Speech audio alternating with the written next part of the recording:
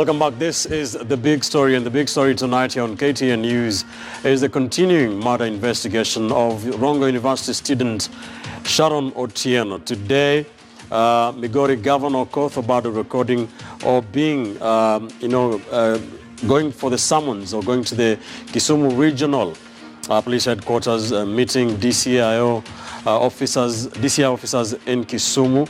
We understand he recorded a statement. We shall be talking to his lawyer, Cliff Ombeta, in a very short while here on the broadcast.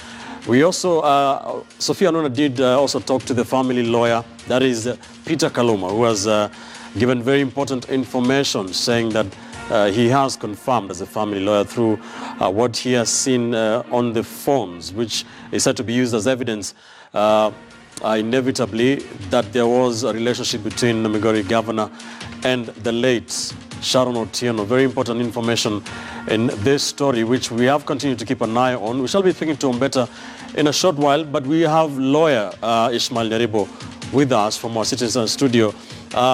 Ishmael, you have been listening to the family's lawyer, Peter Kaluma. They have talked to our lead reporter, Sophia Onuna. What do you take from what he has, the information that he has given? Yeah, you see, Ben, that is quite important information, really, for both for knowledge and for investigation. But in order to really pin Honorable Obado to this particular crime, at least from the story we've heard from the family lawyer, I mean, the investigators must establish a strong link between the governor and the killers. That sort of information that the investigators can believe that once they produce it before, not the opinion court, not the public, but once they produce that information before a trial magistrate, then the magistrate will see the link between not Obado being the boyfriend or Obado being a friend or this particular pregnancy being Honorable Obado's pregnancy, no. But that link that there was intention to send people to murder both Sharon and her baby. That is the link that can actually sustain a conviction. But the fact that Honorable Obado has a pregnancy with the late Sharon, or, had a relationship, or that they did speak with Sharon, that in itself may not actually sustain a conviction. Number two, Ben, we must distinguish now between politics and this murder. I mean, and I'm not particularly blaming anybody, but there should be no politicizing, either on the part of the governor saying, do not draw my name into this, right, or his detractors and enemies or opponents trying to say, we need him here, he is involved. No, there has to be a strong link, not just in the telephone conversation, but also Obado's conduct and his whereabouts during the few days preceding the death, and also on the exact date and shortly after the death. So these are the issues that the investigators definitely are piecing up, then to nail Honorable Obado if he's connected. And but just to shout his name, and probably because he's a governor, Yes, and let me now bring in the lawyer of Migori Governor Okoth Obado, Cliff Ombeta, joining us live from the county of Kisumu. Thank you for joining us, Bonawakili. Good evening. It has been a busy day in Kisumu. If you can just fill us in on what happened at the police regional headquarters in Kisumu. Did your client, the governor of Migori, was he grilled by the DCI officers? Did he record a statement? And what next? Thank you for having me. I can confidently say that yes, Honorable Obado was called to come and talk to the officers at Kisumu. We came with him this morning. We were here by 10 o'clock in the morning. Right. And he was then called in and we sat. The atmosphere was very, very good, very amiable, and the officers were very respectable and respected us a lot as well.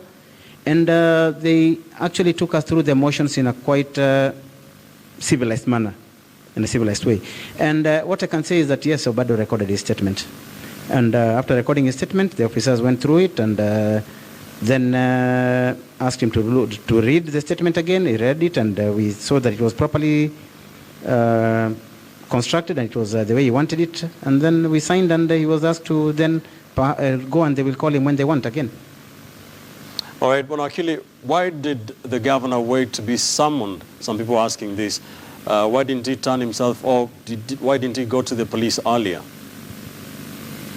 He was not wanted. He has not been summoned. The officers, of course, you see, this is a thing that has got to do with murder. Right. And the officers were looking for the culprits. He cannot take himself there because he is not a wanted person. He has not committed the offense. Why would he take himself there? You see, by taking himself there, that means you've got something to tell them. But in the meantime, they need to come and tell you that there's something they want from you, so that you can be able then to face them and tell them whatever they want to know. So it was not his duty to take himself there. He was to wait, just like everybody else who has been called. They were not. They did not take themselves there. Oyamo did not take himself there. Right. The MCA did not take himself there. They were all called because it had reached a point for them to give an explanation to whatever they were being asked. So Mr. Obado was actually not delaying, but he waited for his moment, and when he was called, we were there immediately. Yet last Friday, when there was the post-mortem examination of the late Sharon Otieno, yourself and a private pathologist went, for that post-mortem. Was that for posterity? Mr. Obado had been condemned publicly quite a lot. A lot of things had been said about him, and whatever was being said, we were only listening. Whatever was in the newspaper, we only listened. Right. But a post-mortem was something very crucial in relation to this issue. And this is a point whereby people can be able to conduct post-mortem and tamper with things. And you see, that is why it was good that the professionals who were there conducting the post-mortem, Dr. Jeevanje Odura and 3 others, were very open. We had also our pathologist who came there as well. And you see, for us, it was not to conduct the post-mortem. For us, it was to observe and see that everything has been done according to law. It has been done properly. Nobody tampers with anything. The DNA samples that were to be required have been taken properly, and they are preserved properly. And also to ensure that the pieces of flesh that are taken for whatever they call this, I forget the term, to check any further causes of a death, right, were taken and preserved properly. So that way, nobody tampers with anything. Everything is done properly. And this one, Obado had to get this, to be sure that this has been done properly, because as you could see, he was already being condemned, and he was being publicly accused. He was being publicly sentenced. He was being publicly flogged. So at least he needed to be there to see that these things were okay. And that is why we went there. It was nothing wrong. And because we were people of his choice, that was perfectly in order. So it is, Bonakili, a very delicate issue, this. We are trying to be very careful as the investigation continues. But did Governor Obado know the late Sharon Otieno? If yes, what was the nature of their relationship? Well, he knew her. He has not denied that. The nature of the relationship is quite open, because it was known that they had a relationship, yes. But then, that was not what people should say was the cause of murder. Let the officers investigate and find out the reasons. Having a relationship does not mean that must lead to murder. And the assumptions that are going on, the shouting that is going on from the streets, from the funerals, from the political rallies, are actually trying to point that there was some reason behind that relationship that could have caused the murder. But everybody is talking out of ignorance. Everybody is talking from political rallies, not from the file that the police are having, not from the statements that have been recorded, not from the evidence that has been picked from various places, but by shouting that, oh, the masters must be taken to court, the masters must have known about this, the masters must have been planned, oh, this person was too close to the governor, he must have known, he must have been sent by the governor. All that is, can I say, screaming. All right. At the top of their voices, but then there's nothing about it. All these are speculations. That is why we're saying today. Yes. It is important that they let the hands that are handling this matter handle them carefully, without any interference. Not people shouting and saying, arrest somebody, telling the DPP, arrest somebody, telling the DCI, oh, you have proved that you are a very tough person, please go and arrest this person. That is not the issue. And that is the reason why the DPP and the DCI have not arrested anybody, because they must go by evidence. They must go by facts. So, Bonakili, we've just spoken to your learned friend, the lawyer of the family of Sharon Otieno, Peter Kaluma, and one of the statements he made was that he was flabbergasted that if the governor had a relationship with the deceased Sharon Otieno, that he was not among the first people to come out and say that he wants justice for her. What is your take on this? For him not having come out as the first person doesn't mean that he did not have a belief that that's what he wanted to happen.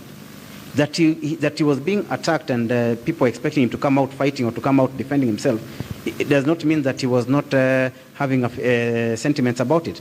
He is one of the people who want to see that this thing is investigated, this matter is investigated to the end. It is also in his feelings that he wants this matter, the culprits, brought to book. So we cannot judge Honorable Obado by the standards of Kaluma. If Kaluma wants to shout fast and want to talk fast and want to make sure that he's at the front line, then he does not expect Honorable Obado to behave in the same manner. All right. And I tend to think that the position that the governor took was very proper, and he waited, and he has been called, and he has given his evidence. Now, from here on, he can be able to say whatever he wants to say. Very quickly, sir, let's talk about Michael Oyamo, the PA to Governor Obado, and the fact that he is the main suspect in this, has been in police custody. Is his case the same as the governor's, from where you sit? You see, they are totally different, two different people here, and the person who's a suspect, the main suspect, is in custody. And any other suspect who has been arrested in this matter is also in custody. That is the MCA. The governor has not been arrested. He has given his statement. The officers have listened to him. They have looked at the facts that they have. And they have questioned him about the relationship. They have questioned him about the pregnancy. He has given them answers. For them to see that maybe let him go and they can call him later in case anything else comes up, or that they want him to answer to any other questions that come up, it shows you a different scenario from the one of Oyamo, who has been arrested and who the police still want to detain to conduct further investigations. My very final question to you, sir. What do you think of the fact that your client has been tried and judged in the court of public opinion? That is very, very bad. In fact, let me start by saying this.